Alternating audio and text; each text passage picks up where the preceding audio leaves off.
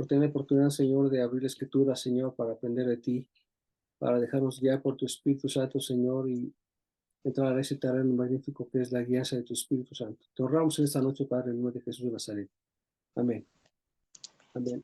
Les pediré el favor que cuando entren me digan quiénes son, porque no alcanzo a verlos. Ahorita, por ejemplo, veo a Noemí. ¿Sí está Noemí? Sí, pastor, buenas noches. Hola, buenas noches. Y Ana, ¿verdad? Ok. Porque como no los veo y luego si tengo que preguntarles algo, no sé ni quiénes están, quién no están, porque solamente veo los que están, los que tienen su cámara prendida. Ok, vamos a por favor abrir nuestras Biblias en Job capítulo 1. Job capítulo 1. Y nunca levantaron su mano. Perdón, pastor, ¿cuál fue la cita? Job 1. Job 1. En inglés, Job, trabajo 1. Vero y Dani. Ya, pastor. Sí, ok. Gracias. Dice, hubo en la tierra de Uz un varón llamado Job. Este hombre era perfecto y recto, temeroso de Dios, apartado del mal. Y le nacieron 7 hijos y 3 hijas. Su hacienda eran 3,000 ovejas, 3,000 camellos, 500 yuntas de bueyes, 500 asnas y muchísimos criados. Y era aquel varón más grande que todos los orientales. E iban sus hijos y hacían maquetes en sus casas, cada uno en su día. Y enviaban a llamar a sus 3 hermanas para que comiesen y viviesen con ellos. Y aconteció que, habiendo pasado el turno de los días de convite, Job enviaba y los santificaba, y se levantaba de mañana y ofrecía holocaustos conforme el número de todos ellos, porque decía Job: quizá habrán pecado mis hijos y habrán blasfemado contra Dios en sus corazones, de esa manera hacía todos los días. Un día vinieron a presentarse delante de Jehová los hijos de Dios, entre los cuales también vino también Satanás.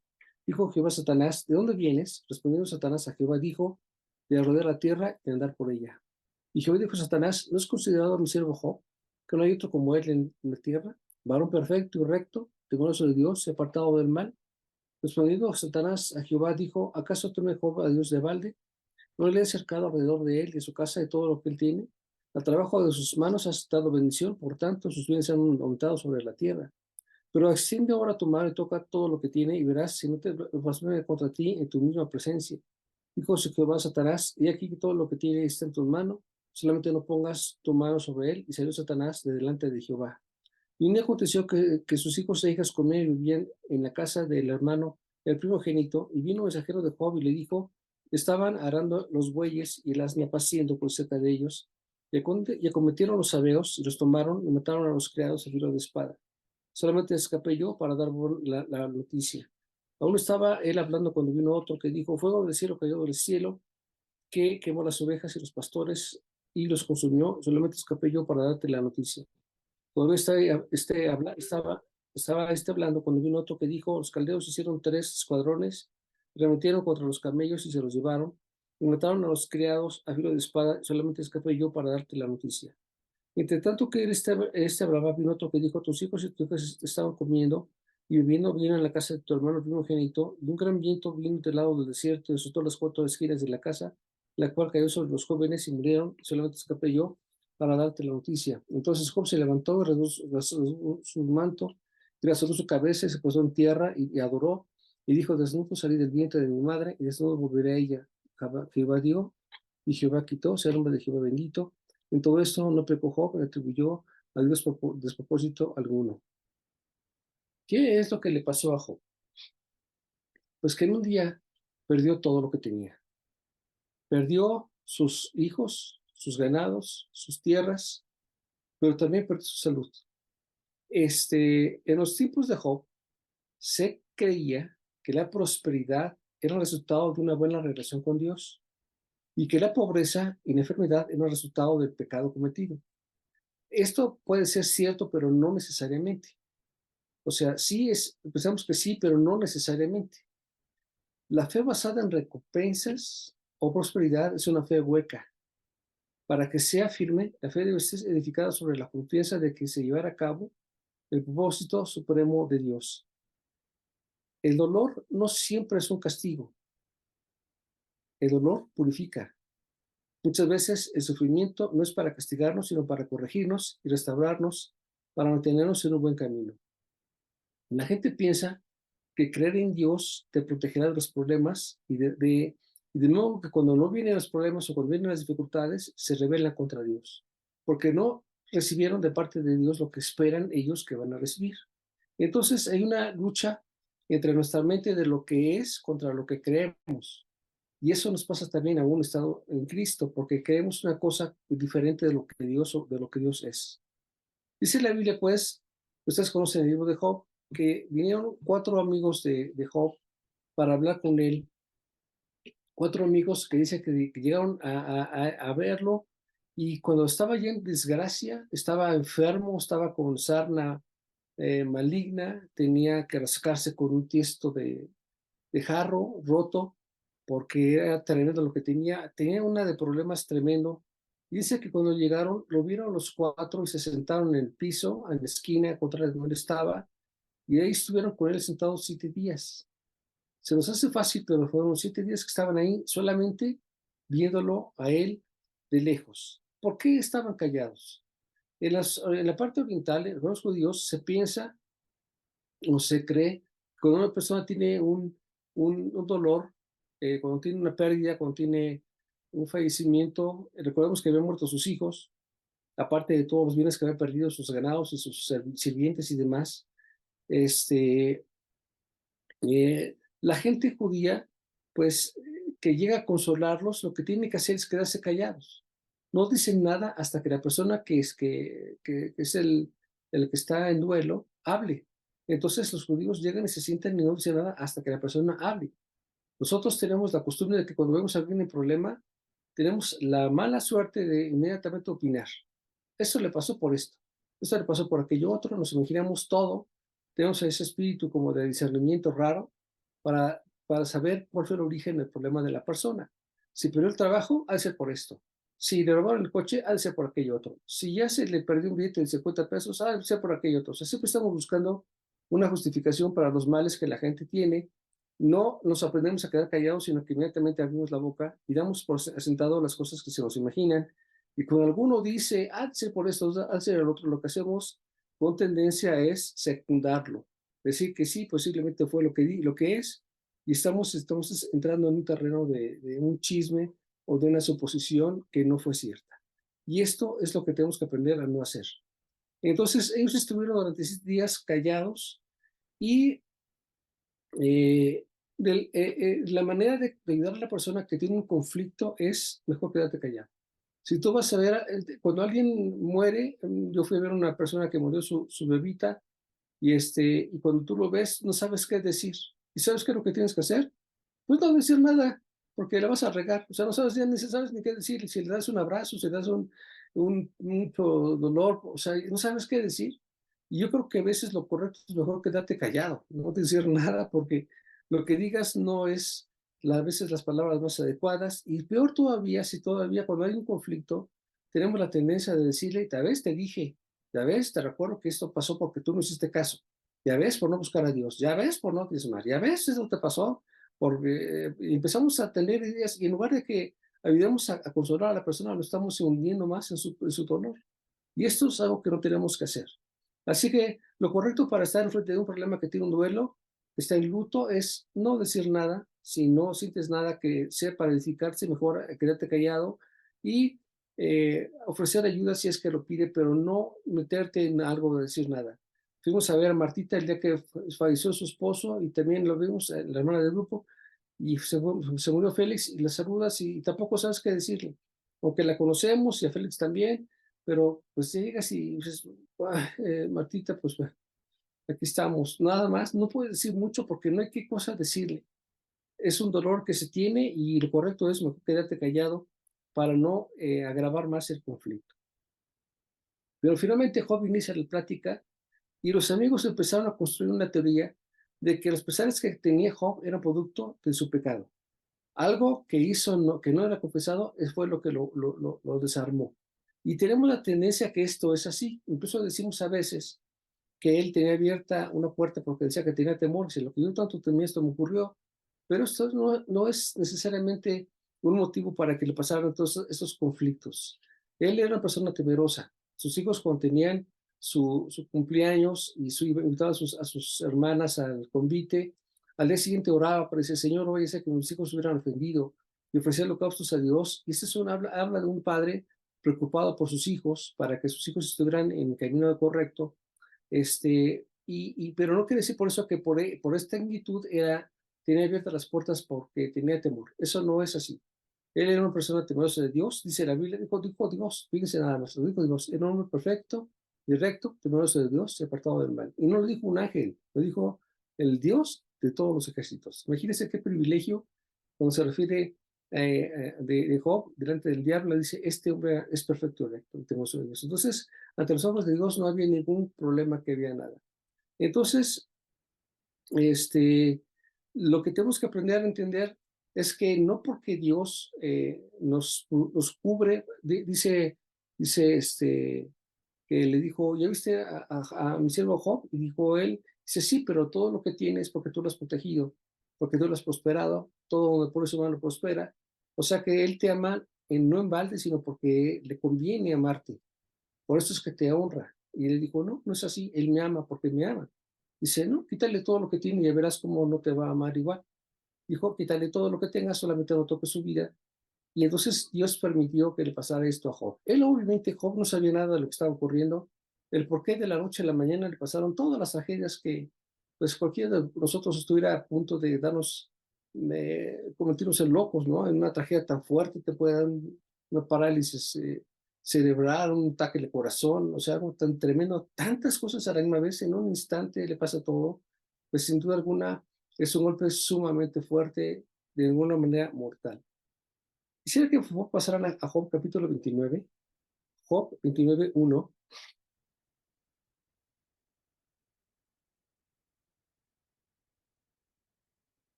Ya lo tiene Vero, también Mario y Junior también.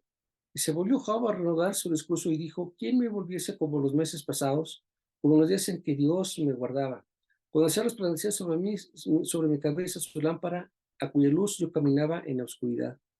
Como fui en los días de mi juventud, cuando el favor de Dios velaba sobre mi tienda, y cuando aún estaba conmigo el omnipotente y mis hijos alrededor de mí, cuando lavaba yo mis vasos con leche y las piedras me derramaban ríos de aceite, cuando salía a la puerta del juicio, a la plaza para preparar mi asiento, los jóvenes me veían y se escondían, los ancianos se levantaban y estaban en pie, los príncipes detenían sus palabras, ponían su mano sobre su boca, la voz de los principales se apagaba y su lengua se pegaba a su paladar. Los oídos que me oían me llamaban bienaventurado, los ojos que me veían me daban testimonio, porque yo libraba al pobre que clamaba, del huérfano que carecía de ayudador. La bendición del que iba a pasar, a perder venía sobre mí, y el corazón de la vida yo daba alegría.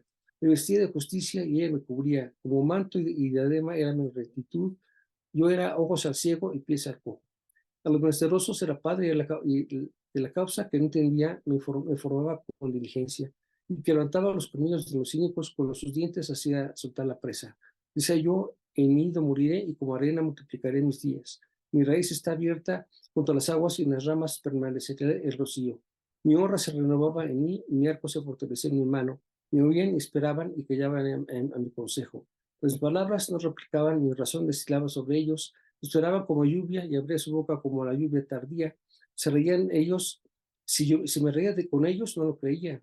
Y no batían la luz de mi rostro. Calificaba yo el camino de ellos y me sentaba entre ellos como jefe y moraba como rey en el ejército, como el que consuela como a los que lloran. Está hablando Job en esta parte de cómo era su vida antes de que le pasaran todas las tragedias. Y no habla de sus riquezas, no habla de sus tierras, sino habla de su corazón. ¿Y qué es lo que la gente lo oía? Dice que la gente lo miraba con respeto, porque aparte era un hombre que sí era rico, pero no se estaba ostentando de eso. Y dice que la gente lo reconocía porque era un hombre justo, que tenía un corazón, que no dejaba pasar a la viuda con las manos vacías, sino que él extendía su mano y a los huérfanos también, y que daba juicios que eran completamente correctos. Entonces tenía un reconocimiento de la gente. Dice que se ponía él en la puerta de la ciudad como jefe cuando no era jefe, ni siquiera era juez, pero lo tenían como alguien tan importante que escuchaba sus consejos y todos los sabios se quedaron callados para escuchar lo que él decía. Entonces él tenía un reconocimiento, tenía una perspectiva de la gente que lo veían como algo mucho, muy importante. Y esto era importante porque eso también lo fortalecía. Sin embargo, cuando las cosas le pasaron en su contra, todo aquello bueno que había se desapareció.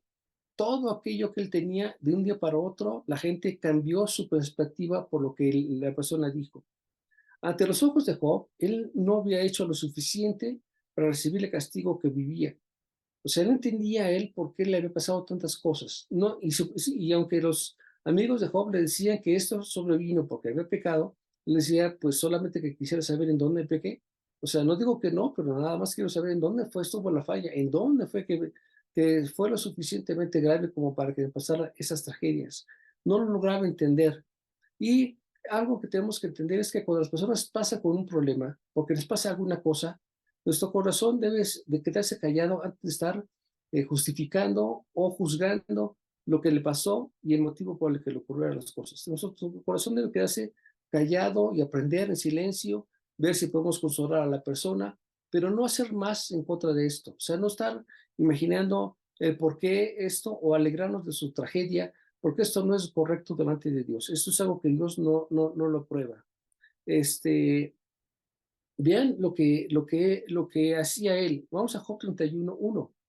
Job 31:1, un poquito más adelante. Ya lo tiene la familia Cortinas, ya lo tiene Mario, Daniela, este, Sandra, Rosita. Ok.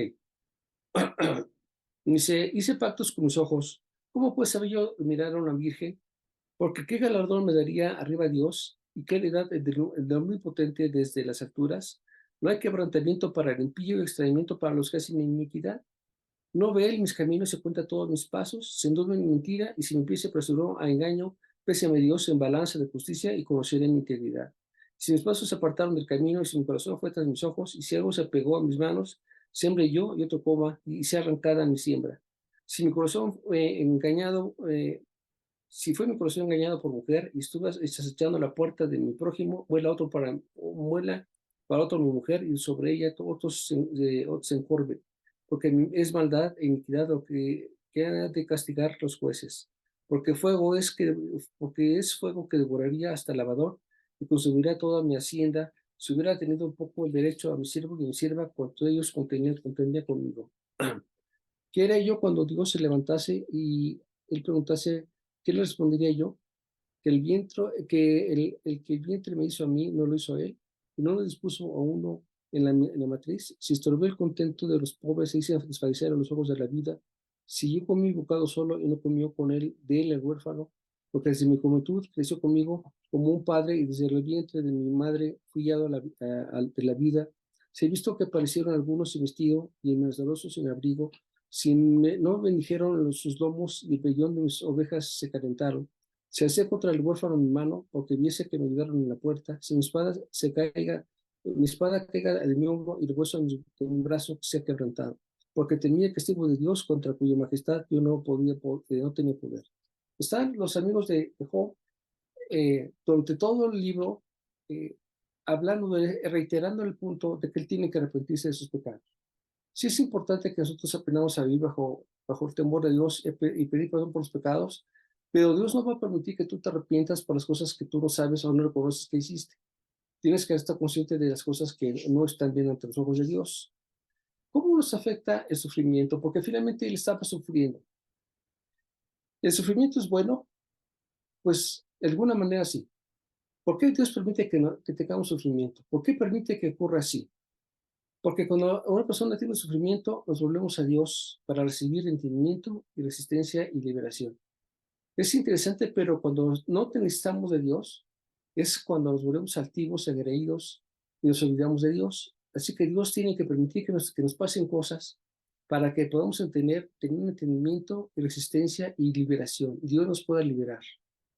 Dos, porque cuando estamos sufriendo nos hacemos preguntas importantes y quizá no nos tomamos el tiempo para pensar en ellas de forma rutinaria y normal. Por ejemplo, ¿por qué me pasó esto? Esa es una pregunta importante. ¿Por qué me pasó esto? ¿Te pasó algo? Y dices, "Oh, pero ¿por qué me pasó esto? ¿Qué hice?" Luego, lo que entra en tu mente es, ¿qué hice para que me pasaran estas cosas? ¿Eso es importante? Sí, es importante que pasen estas cosas para que reconozcas o tengas una introspección y regreses al camino de Dios. 3, nos prepara para identificarnos con los que sufren. ¿Cuándo comprendes a los que sufren? Cuando tú también sufres. Cuando tú tienes un problema, entiendes a los otros cuando están en un problema.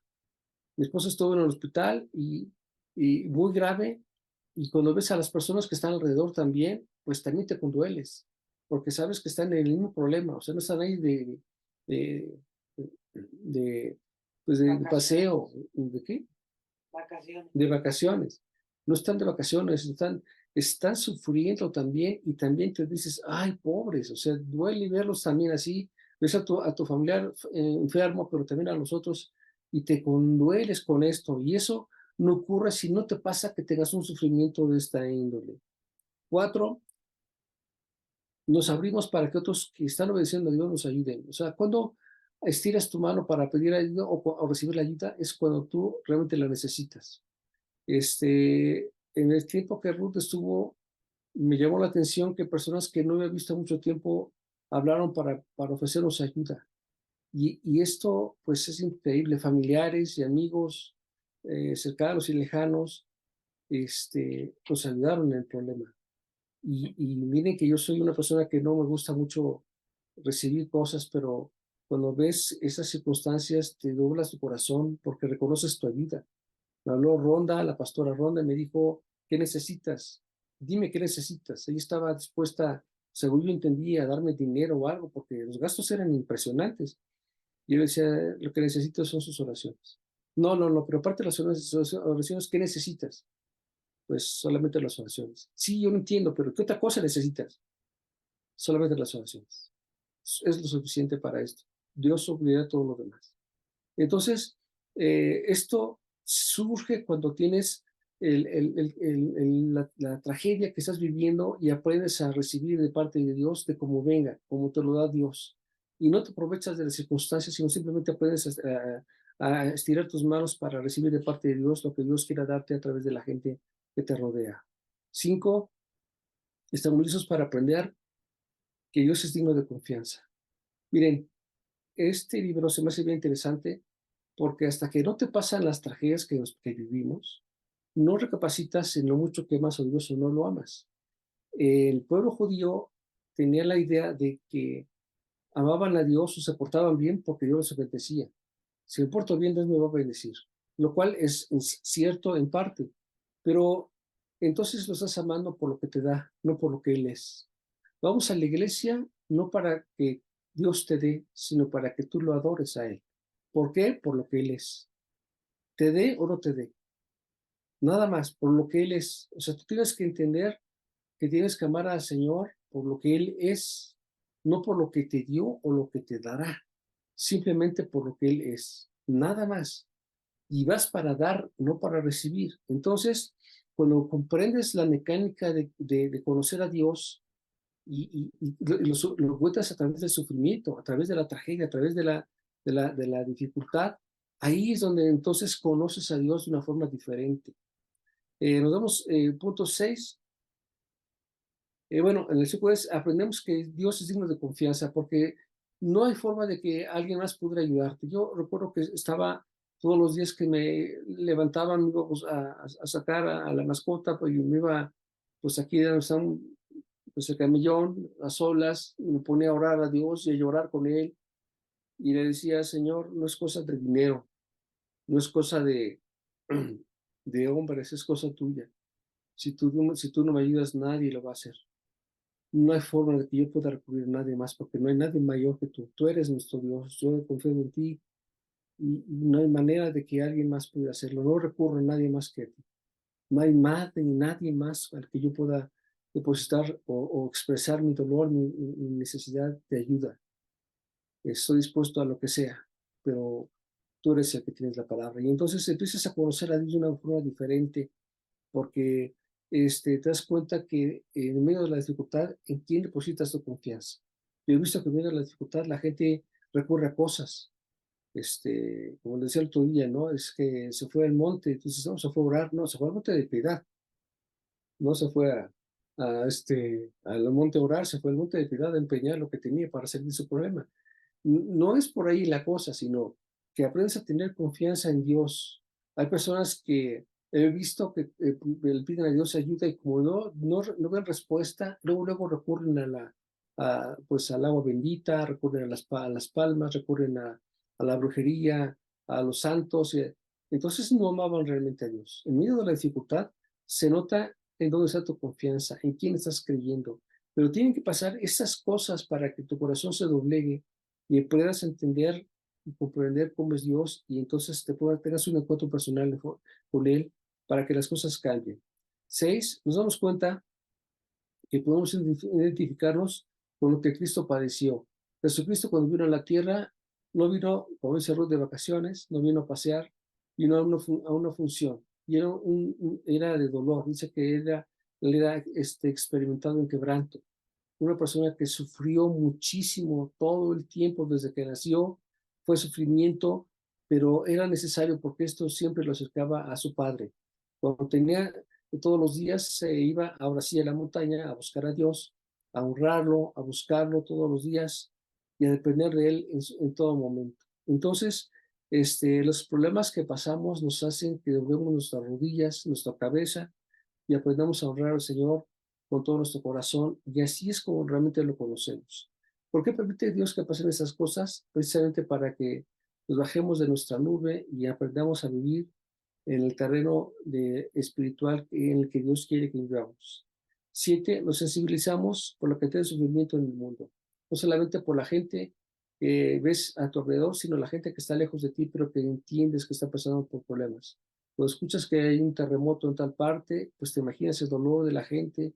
Cuando tienen una inundación, cuando hubo una balacera en tal parte, pues te imaginas, vamos más vívido, más cerca a ti el problema tan fuerte que vivieron y te hace entender esto, te hace sensible a la necesidad de la gente. Los problemas que vivimos, el sufrimiento que se tiene, te purifican. El sufrimiento siempre va a tener la tendencia de que te van a purificar, van a quitar de ti lo que está sucio, o sea, es como fuego en el oro que hace que salga lo impuro, salga y lo quite, y entonces lo que queda realmente es un oro más fino. Tienen que pasar estas cosas, es necesario que pasen. Siempre en la vida tenemos más preguntas que respuestas. Siempre nos hacemos muchas preguntas y pocas respuestas. Sin embargo, el único que nos puede aclarar nuestras inquietudes es Dios. Él nos va a dar una respuesta para cada circunstancia en el tiempo que Él quiera decirnos las cosas que se tienen que pasar. Por temor a la crítica negativa, muchos cristianos ocultan sus enfermedades o sus problemas por temor a ser criticados. Sea un pastor que tuvo un problema en el colon y entonces tuvo que ser intervenido quirúrgicamente siendo él el pastor y decía que pues él se sentía muy mal porque la gente lo criticaba en la congregación, en su congregación decía, es que la gente decía, pues ¿qué habrá hecho el pastor para que tenga este problema? ¿Por qué le pasó esto? ¿Qué hizo? Y entonces él se sentía, vamos, se escondía, no decía, no lo quería decir a la gente lo mal que se sentía, aunque estaba compartiendo y sufriendo porque estaba con dolores muy fuertes. Entonces, él no decía lo que le pasaba hasta que fue necesario intervenirlo de emergencia, porque se aguantaba para evitar que la gente pensara o dijera que lo que él estaba haciendo era el resultado de un pecado. Y cuando repito, en un inicio la gente piensa, todavía mucha gente piensa que lo que te pasa a ti es producto de tu pecado, cuando no necesariamente, o sea, no dice que no, sino que no necesariamente. Necesitan pasar por sufrimientos para poder ser purificados, para que puedan ser útiles en el reino. Entonces, por temor a la crítica, mucha gente oculta sus enfermedades, sus problemas, y esto también tiene otro problema, que al no tener, no expresar su necesidad, tampoco lo puedes ayudar. Yo no puedo ayudar a nadie que no me pida ayuda, aunque vea que necesita ayuda. Veo que mucha gente necesita ayuda y ¿qué tal? Me mantengo a distancia. No me meto. Y veo y digo, ay, pobres, necesitan ayuda, un consejo, un abrazo, una palabra, a lo mejor algo de dinero, a lo mejor un trabajo. O sea, hay veces que la gente necesita diferentes cosas y lo que he aprendido a través de estos años es que no me puedo meter hasta que no pidan ayuda. Porque cuando piden ayuda, entonces estás para ayudar en la capacidad que Dios te permita.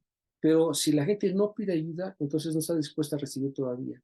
Así que yo lo que hago es mantenerme a distancia, me quedo pues viendo, que esperando que a lo mejor me diga, oye, pastor, ¿me puedes ayudar o me puedes dar un consejo o porque tengo un problema con mi esposa o con mis hijos, no sé, de cualquier parte? Y entonces digo, si tú me buscas, entonces te voy a ayudar.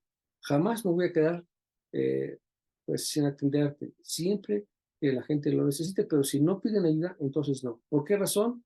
Porque si yo me meto a hacer algo, estoy ocupando un puesto que le compete a Dios. Si no buscan a Dios, tampoco me van a buscar a mí. Así que tienen que buscar primero a Dios para que después pueda yo, a través de Él, ayudar a la persona. Algo que quiero que enseñarles es algo interesante. ¿Cuánto tiempo duró Job en este sufrimiento?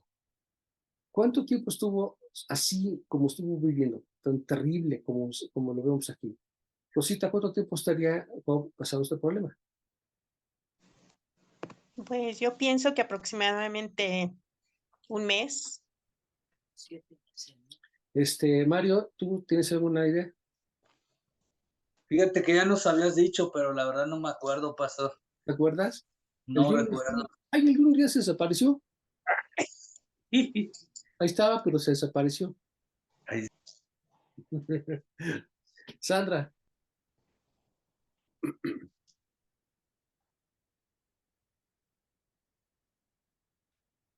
No, creo que no pueden hablar. Pastor, pues no sé la verdad, pero yo digo que un día. Ah. Mi esposa dice que sí tenemos. ¿Quién? No, tampoco fue un día ni tampoco fueron 7 meses. Los expertos dicen que el sufrimiento que tuvo Job duró varios meses, pero no llegó al año. Esto también me hace meditar un poquito en esto, porque Dios permite que pases cosas. Dice que permite que tengamos pruebas, pero que no más allá de nuestras propias fuerzas.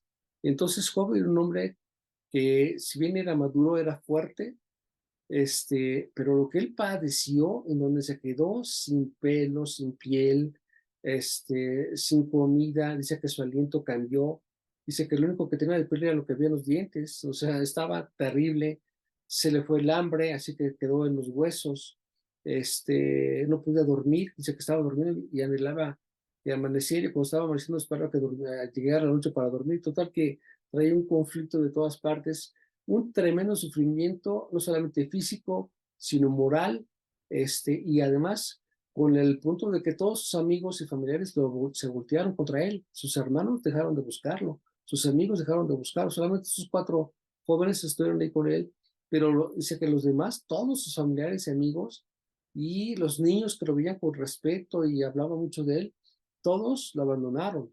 Entonces, y luego para mala fortuna, pues ya sin hijos, y sin sirvientes, y sin dinero, y sin... Bueno, ¿en qué se convirtió este hombre? En un verdadero pordiosero. Terriblemente su vida así. Después de todo lo que él vivía, dice que él pisaba sobre la leche. ¿No? Habla de que era tanta abundancia que había en él que hasta pisaba leche, la leche de los animalitos. Entonces, vamos a leer, tenía todo, cuando de repente, de un día para otro, pum, desaparece todo. Y el sufrimiento que tuvo, pues fue duradero, fueron casi un año, sin pasar del año. Entonces, eso me hace meditar también, porque los problemas que tenemos no deben pasar tanto. Dios nos va a ayudar. Finalmente, Dios va a sacar del apuro y nos va a dar una luz acerca del camino que debemos tomar en cada circunstancia. No debe pasar un problema que pase tanto tiempo. O sea, que son años y años con el mismo problema. Eso no es lo correcto. No puede ser que tenga un problema, por ejemplo, financiero, que tenga 10 años con el mismo problema. Eso no es de Dios. Eso no está correcto. Algo está pasando mal. O un problema físico no puede pasar así todo el tiempo. O un problema sentimental, o un problema de muchas cosas. No tiene que ser tan duradero. Sí, a veces tiene que pasar tiempo para pasar cosas, pero a la larga Dios nos va a sacar del problema y nos va a reponer lo que el diablo nos robó. Dice que después de que Dios habló con Job y le explicó cosas y le dijo cosas tremendas, y después él tuvo que orar por sus amigos porque ellos habían ofendido a Dios por sus malos pensamientos, Dios le dio otros los hijos que perdió y dice que le dio el doble de lo que te había robado el diablo, lo doble de criados, de ganados, de dinero, de todo lo que tenía. Vamos, Dios le regresó lo que el diablo le quitó. Esa parte está muy interesante, está bien. Yo creo que Dios siempre va a darnos victoria ante las circunstancias, pero cuando no hablo del principio del problema ni del final, sino del intermedio del problema. Cuando vemos que de repente alguien está sufriendo, de nuestros hermanos o familiares o amigos, ¿qué hacer cuando están las cosas así? ¿Cómo hacer las cosas? ¿Hasta dónde podemos entrar y ayudar? Rosita nos dice, es que mi hermano tiene problemas, no sé hasta dónde ayudarlo. Pues yo también tengo problemas con mis hermanos y a veces también no sé cómo, hasta dónde. Pero yo he aprendido cosas en esto, que tengo que esperar a que la persona pida ayuda y aún así tengo que meditar en el Señor dónde puedo ayudar o qué tengo que hacer. Porque la persona que está en el problema no tiene más luz, o sea, no alcanza a ver el problema, no ve la salida. Nosotros que estamos fuera, que no estamos con el dolor, podemos sí sentirnos, compadecernos y ayudar en una manera parcial, una manera provisional, pero realmente la ayuda directa proviene de parte de Dios. Aprendamos a no criticar cuando la gente tiene problemas. Aprendamos a compadecernos con el que sufre. Aprendamos a apoyarlos a través de la oración, de mantenernos callados. Si no nos piden el consejo, no te metas en lo que no digas cosas que no, y mucho menos se te ocurra predicarles. En medio del problema se te ocurre predicarles. Es que tú hiciste esto, por eso te pasó, porque seguramente hiciste aquello, seguramente hiciste lo otro. Eso es una pietrificación, eso no es una prédica, eso es un apuñalamiento despedado a alguien que se está muriendo. Tenemos que aprender a guardarnos a distancia sin no decir nada que no sea para edificación de la persona. Ya se acabó el tiempo, hermanos, Dios les bendiga. ¿Tienen alguna duda? ¿Todo está bien? Todo bien. Muy bien, ok. Entonces, si no me permite, nos vemos el próximo viernes. Sí.